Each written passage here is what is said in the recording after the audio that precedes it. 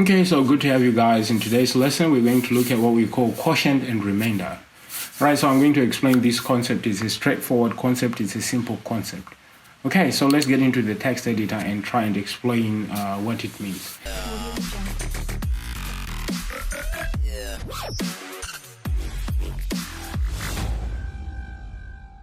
So the first question you want to ask is, what is a quotient?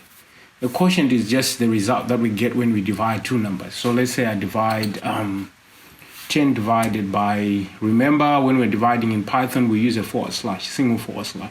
Let's say I'm dividing 10 divided by 2. Control save, control run this. You see I have a 5.0 down here.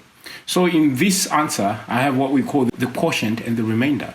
Okay, so what is 10? 10 is the dividend and 2 is the divisor. These are math concepts. Okay, so in this answer I have 5 as the quotient and then the remainder is 0. Okay, so I have the quotient and the remainder in this math. So I said last time, like each time we divide in Python, we get a floating point number, like 5.0, 10.1, whatever the case might be, depending on what you're dividing.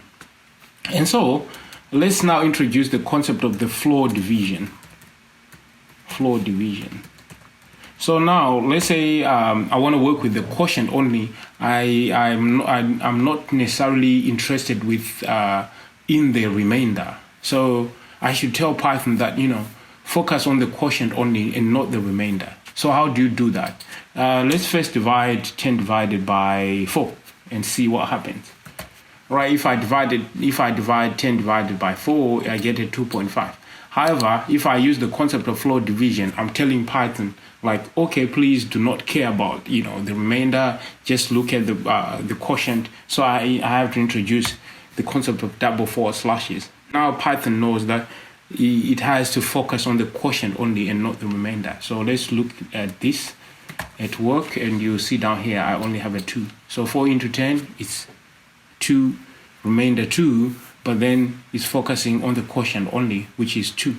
So it ignores the remainder. So this is the concept of the floor division. Okay, so if you go back here, get in here, you hear they explain everything, and then we're going to answer this question. What is the output of this code? Print 10 double /4, and we say this 2 because this is the quotient of that. Right, let's continue. Now we want to look at the remainder. How do we deal with remainders in Python? All right, so let me use a different number so that you guys can see the difference. Let's say we're dividing 10 divided by 3. Okay, so if we want to tell Python, this is what we call the modulo. Okay, let's say we want to tell Python to deal with the remainder only and ignore the quotient. So we have to use the %sign. So 10% 3 simply means give us the remainder of a division instead of giving us the quotient and the remainder. So this will give us 1 because 3 into 10 is going to be 3 times remainder 1. So we can check this out. As you guys can see down here, I have a 1. All right, so each time you want to work with the remainder only, you have to use the modulo function. If you want to work with the quotient only, you have to remember to use what we call the double //. All right, so if I use double // for this one, I'll get a 3. But if I use a modulo sign, which is a %sign, I'll get what we call the remainder, the 1. So that's the difference between the two. One focuses on the quotient, the other one focuses on the remainder. Okay, so those are the two concepts. Right, so we can try and answer this. What is the result of this code? Print 7% or 7 modulo and then parentheses 5 floor division 2. Floor division, we said these are the double //. So the first thing we have to do is to solve what is inside the parentheses, and then we then solve what is outside. So 5 floor division 2. 2 into 5 is 2 remainder 1, right? So, but then we don't. If we are dealing with floor division, we don't care about the remainder. So we just look at the 2. We get the 2 here.